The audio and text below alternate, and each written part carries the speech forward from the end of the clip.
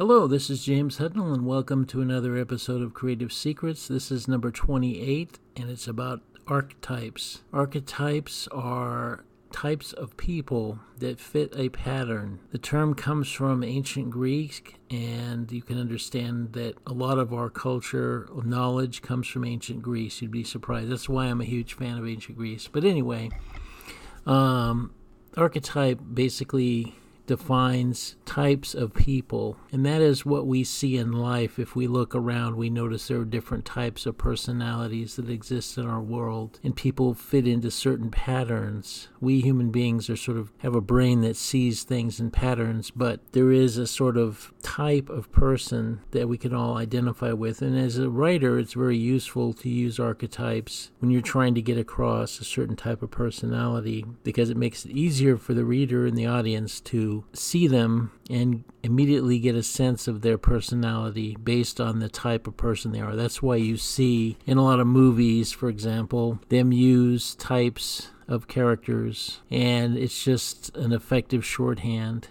For the sake of this particular video, we'll just focus on the archetypes defined by Carl Jung, who was a famous psychologist, and he wrote a book that basically defined archetypes. And he broke it into several classes of archetypes. There are the ego types, the self types, and the soul types. So I'm going to break down what those are, and then I'm going to cover a few more archetypes while we're at it. The ego type refers to people whose personality is ego-driven. Their agendas are ego-defined. So the types that fall into this category are the innocent, which is somebody like characters that are innocent, like, let's say, Frodo in Lord of the Rings, for example, or Hobbit, or Bilbo Baggins. They're more like an innocent person who's driven to discover new things, and they're basically a good person who wants to lead a peaceful life and has no lofty ambitions other than that. The other kind is the everyman, similar to the innocent, but also carrying around some kind of secret pain or loss. The everyman is down-to-earth, solid citizen. Then you have the hero, who, unlike the everyman, is a leader of or in the focus of attention. The hero stands out from the crowd. The hero is often created from the template of the first two by going through the trials that we've discussed before. The hero can know fear, but they overcome it. Then you have the caregiver. While a hero acts to defeat things like people, monsters, and situations, the caregiver is a healer. They're a helper and a companion who soothes and provides solace of some kind. It might be a mother or a priest or something of that nature. They're often a conscious character who acts like a sounding board. So it's a character who kind of raises questions that the hero has to think about. And they're a protector in many ways, provider of things. Now you have the soul types. You have the explorer. The explorer is somebody who always searching for something new, who is always wanting to know what's over the next hill. The explorer is represented by someone like Indiana Jones, for example. They might be heroic, but their motivation is desire to find something, uncover some truth. Then you have the rebel.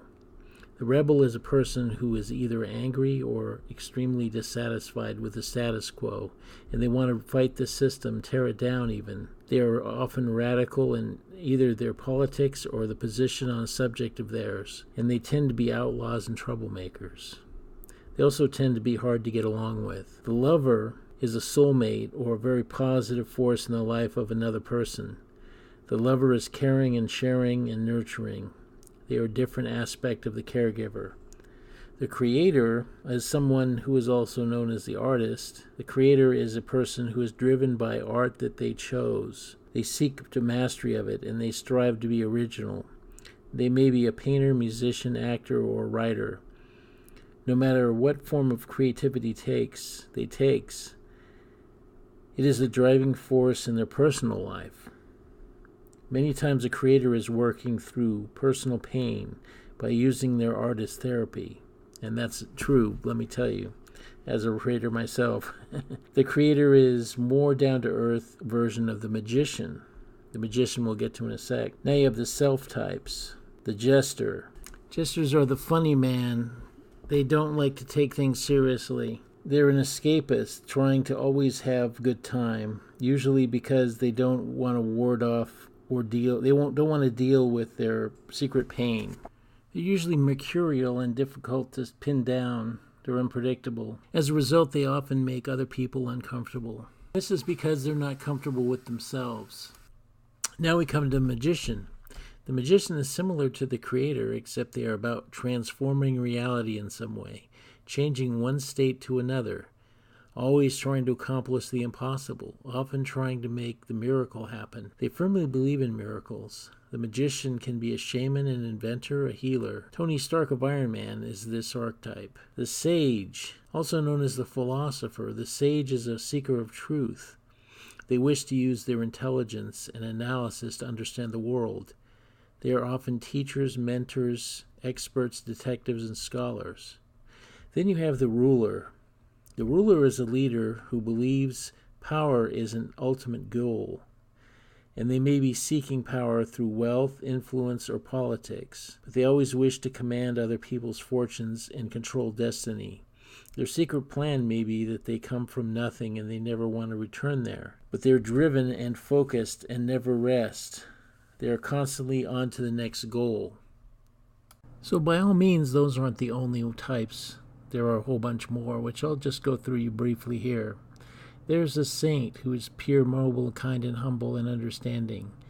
There's the nice guy, thoughtful, helpful, sympathetic, and unthreatening, easygoing, dependable. The harlot, earthy, flirtatious, wanton, wild, instant mood swings. And then you have the drunk. The drunk can't deal with reality, looking for escape, always wants to get high, stoned, drunk, laid, anything to take their mind off the pain that they're carrying around inside. The cheerleader, bouncy, cheerful, positive, grinning, happy, cooperative, an organizer, a shill, a backpatter, touchy-feely. Then you have the sensitive, wants to get involved with causes, self-righteous, judgmental, ideological, cynical, passionate, tends to demonize opponents.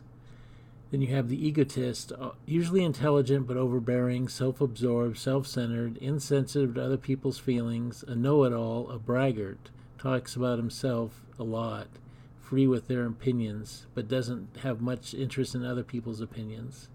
The dreamer, intelligent, lots of aspirations, low drive, daydreams a lot, generally inactive, easygoing, usually set in their ways, capable of doubt, but addicted to denial and rationalization.